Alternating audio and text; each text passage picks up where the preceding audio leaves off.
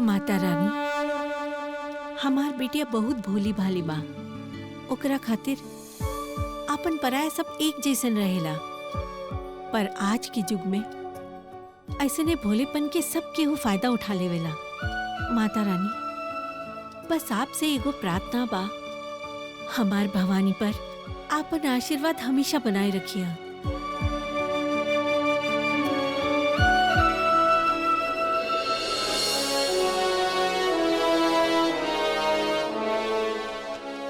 बलवंत बाबू, अबहिन राहु शनि पर भारी बा, बुध बृहस्पति के साझेदारी बा, तबे हमार ज्योतिष विद्या जारी बा। अगर हमार बहन बाहर आ जाइए ना तो पूरा के पूरा विनाशकारी बा।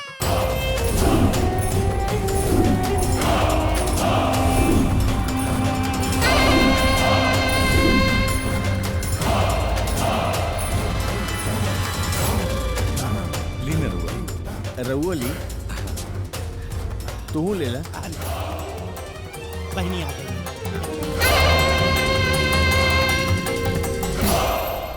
हाँ दुर्गेश्वरी, ई बड़े हमनी के मित्र बलवंत सिंह, रामपुर गांव के जमींदार बड़े। ई अपन बेटी के ब्याह शेखर से करे के चाहत बड़े। दुर्गेश्वरी जी, हमार बिटिया गाय बा गाय। आए ऊ कवन घास खाई वाली का?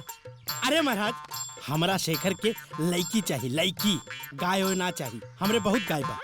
हमार मतलब बा, हमार गुड़िया बहुत संस्कारी बा, जौन घर में जाई ऊ घर स्वर्ग हो जाई। अच्छा, और दीदी हमनी स्वर्ग सिधार जाई, स्वर्गवासी हो जाई।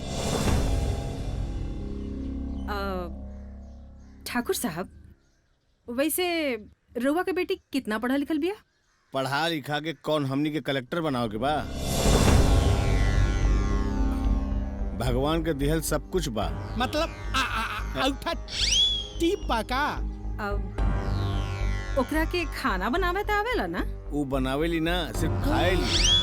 खाना बनावे खातिर घर में 10 गो नौकर चाकर बा। पूजा पाठ त जनते होई, कई लेत होई। दोपहर 12 बजे के पूजा पाठ करेला। अरे महाराज, का तोरे गांव में सुबह ना होला का? मतलब रउआ अपने बेटी का खामी ऐसे बताओ तानी जैसे खूबिये गिनाओ तानी। रउआ के बेटी के शादी के ना सुधार के जरूरत है। दुर्गेश्वरी जी, चिल्लाए मत। अगर चाय नाश्ता रउआ कर ले हुई तो जा सकेनी। ठाकुर साहब बहुत बेइज्जती करेली। बेइज्जती करावे खातिर हमरा के बोलोनी, हम एजे से जाता नहीं। अरे अरे दीदी, हमरे मन के कहलू। जब से हम एकरा के देखनी है ना, तब ही समझ गई। खाए वाला दांत कुछ और दिखावे वाला दांत कुछ और। बनवारी, हाँ। हम पास के गांव से तनी जमीन के काम से ठीक जाते दीदी। ना ना ना ना, 2 मिनट रुका। आसे पास राहु मडराता। हाँ, तहरे कारण राहु ई घर में मंडरा रहल बा। चुप करी, भाई के मजाक मत उड़ाई। ऊ यहाँ रउआ के और हमरे भलाई खातिर पड़ल है, समझ में आइल बात? बहुत भला इंसान हाँ, बारे। जीजा। अब शेखर कहीं दिखाई नहीं के दे, बाहर गेल बा का?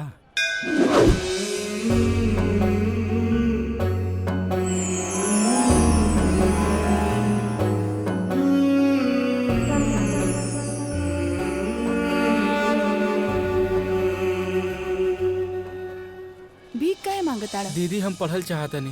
अब इतना भी पैसा ना बा कि हम हर महीना जमा कर सकी।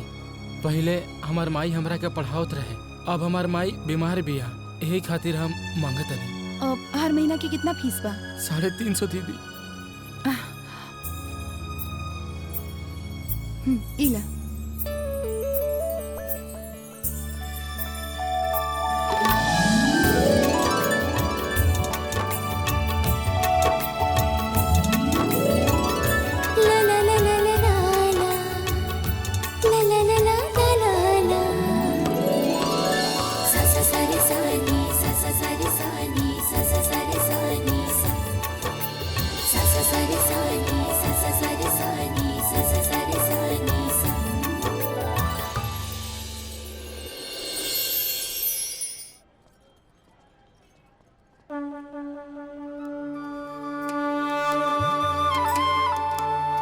पंडित जी, हम सुनले बाड़ी की माता रानी के दरबार में जे के हो मन्नत लेके आवेला, ओकर मन्नत जरूर पूरा होखेला।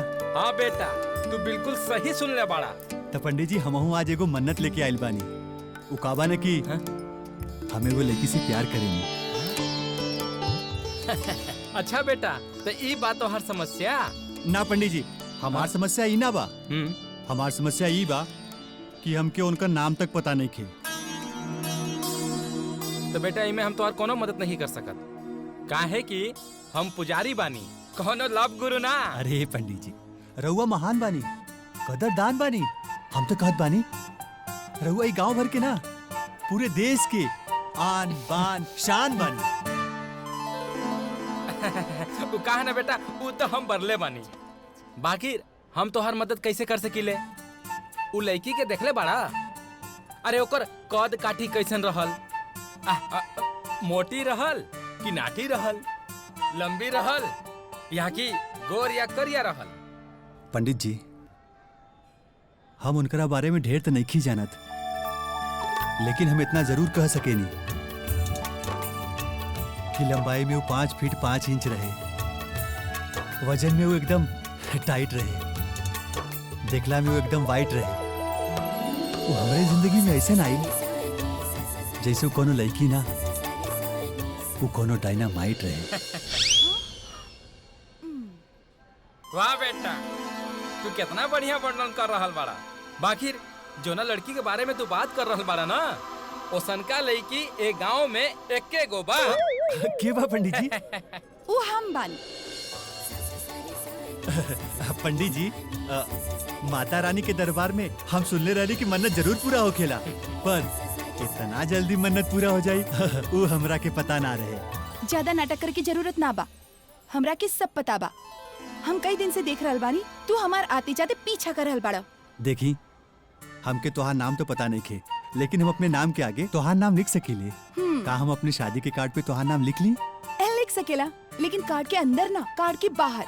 दुल्हन की जगह ना, मेहमान की जगह। पर काहे? आखिर का कमी बा हमरे अंदर? अच्छा खानदान से बानी, पढ़ल लिखल बानी, और सब हमके कहेला कि हम बहुत हैंडसम भी बानी। देखा, हम तोहर और आपन दोनों के टाइम बर्बाद नहीं के कइल चाहत, और हमकी प्यार व्यार के चक्कर में नहीं के पड़े के बा। हम वही शादी करब जहाँ हमार बाबूजी कहिए।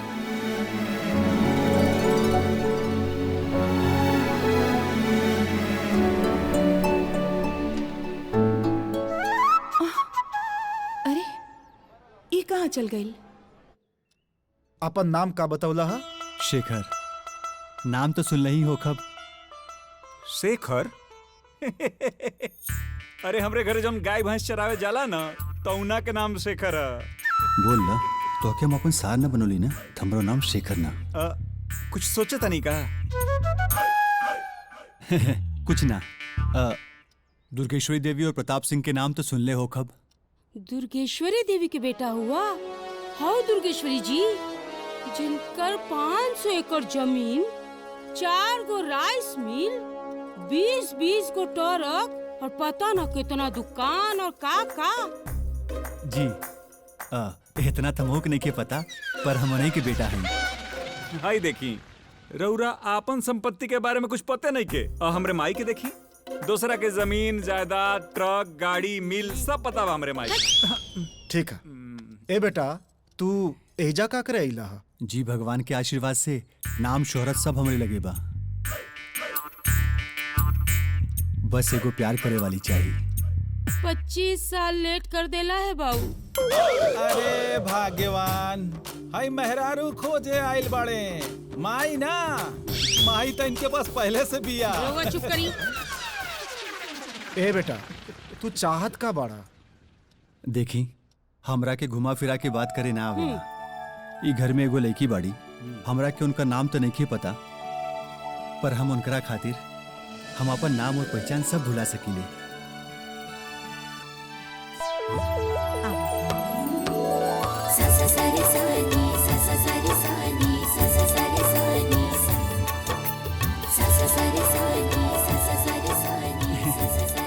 ये बानी वो लड़की। जब से हम इनकरा के देखले बानी, हम खुद के भूल चुकल बानी। दिन रात बस इनकरे बारे में ही सोचत रहे नहीं। अच्छा 3 दिन से ना हम कुछ खा पावता नहीं और ना ही कुछ पी पावता नहीं।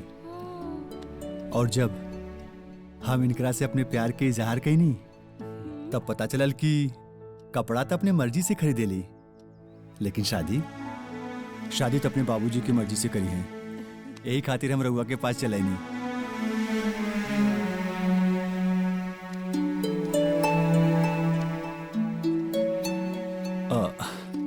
हई हमार कार्ड है और एमे ई हमार नंबर है। हम जाना तानी कि बेटी के जिंदगी के इतना बड़ा फैसला लेहल आसान ना होला। रउआ अपन टाइम ली और जब रउआ के लाग जाई हम रउआ के बेटी के खातिर परफेक्ट बानी। हम के नंबर पे फोन कर दें।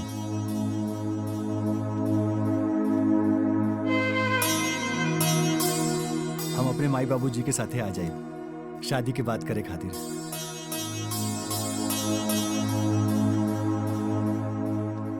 ठीक बा?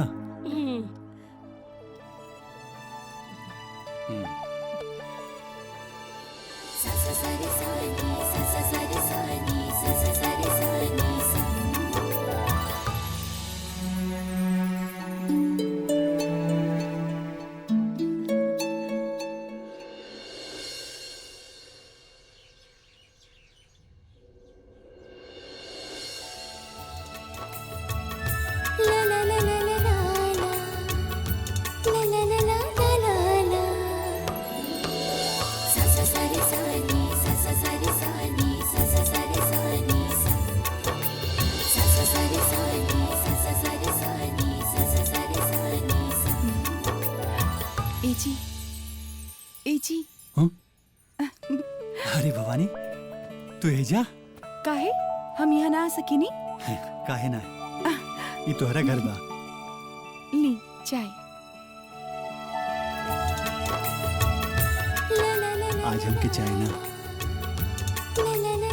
नमकीन खाए के मन बा।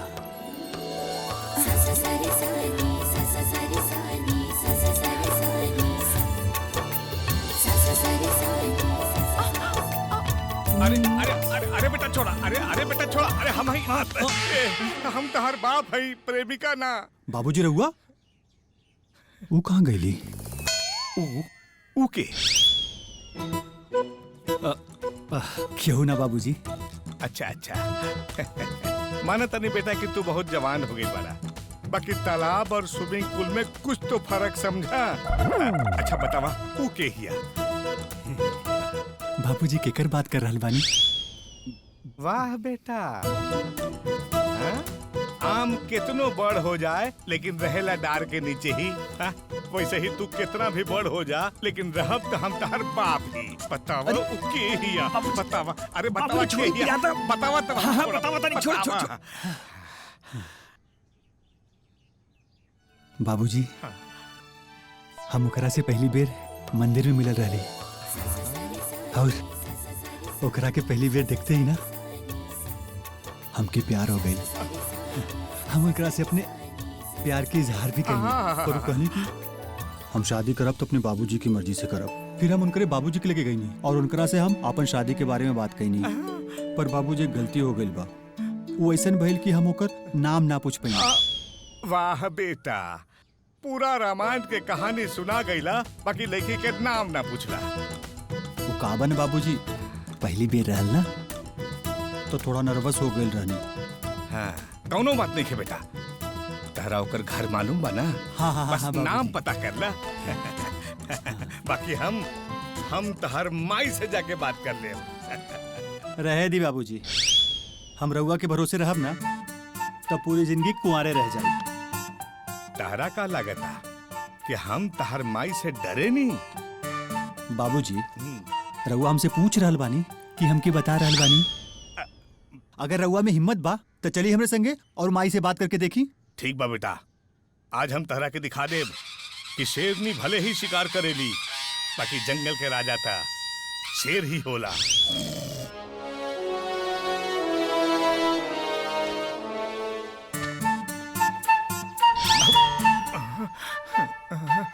काबिल बाबूजी रउआ तो अपने आप के शेर कहत रहनी, 2 कदम पीछे काहे चले नहीं?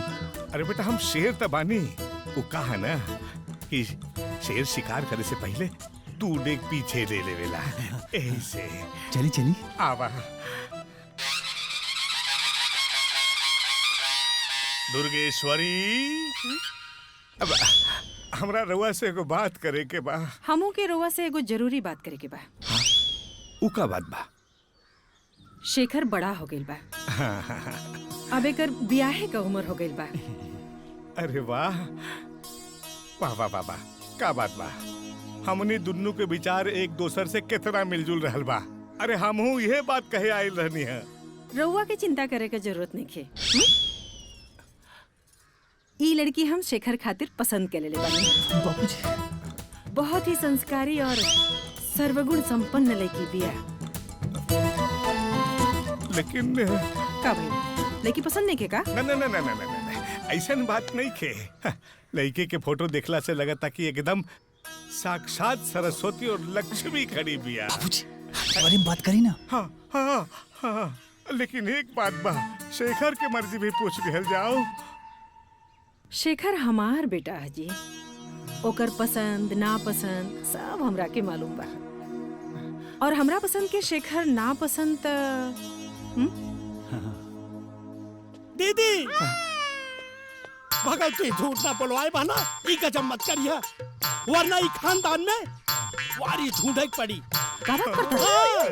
हम सही कहा ताड़ी। ई लड़की के बारे में सब जानकारी उपरोले बानी। ई तू जानतारी है कि ना? ई लड़की के खानदान में एगो शराब बा। एकनी के खानदान में कभो कोनो औरत के बेटा ना होखी। एकरा एको भाई ना बा, 2 गो बहिन, जेकर शादी हो गई बा। बड़ी बहन के 3 गो लड़की और मझलकी बहन के 2 गो लड़की। एको के लड़का नहीं खे। बहनी अगर भगवती झूठ ना बोलवाए शेखर के शादी हो जाई ना तो ई खानदान में वंश खतरा में पड़ जाए। का बकवास कर रहल बड़ा? हाँ? अरे बेटियां तो लक्ष्मी के रूप हो खेली। माना तानी की बेटी लक्ष्मी के रूप होनी, बाकी अब खानदान तो बेटा ही ना आगे बढ़ावाला। लेकिन अरे बाबूजी बात करी, मौका बहुत सही बा। माई हाँ? मामा सही कह रहल बड़ा। हमनी के इतना बड़ा रिस्क ना लेवे के चाहिए। बनवारी जी लड़की वालन के खबर करदा कि दुर्गेश्वरी देवी के रिश्ता मंजूर नहीं खे। अरे बार बहनी हमारे शादी के बारे में बात करें ना। अरे वह शेर वाली ना। दुर्गेश्वरी का? हम का कहे के चाहत रहने की हम एगो लड़की देख ले बनी। अरे मारा गजब बड़ा। हमारा बहनी के रहते हुए आप गली गली जोन बाड़े लड़की ढूंढे जा रहा बड़ा। अरे शर्म नहीं खिलागत। अरे बकवास बंद करा, बकवास बंद करा। हम अपन बारे में ना शेखर के बारे में बात करत रहनी। अरे हम शेखर के खातिर वो लड़की देखने पानी। लड़की लड़की कौन लड़की? बेटा जा माई के बता दा। जा ऑल द बेस्ट। माई जा। लड़की बाबूजी ना, लड़की हम देख ले पानी। वो लड़की बहुत संस्कारी बा और अच्छे खानदान से भी बा। हाँ, बहुत इज्जतदार खानदान के बिया। हाँ माई, वो हम का कहत रहनी कि एक बेर लड़की से मिल ले तू तो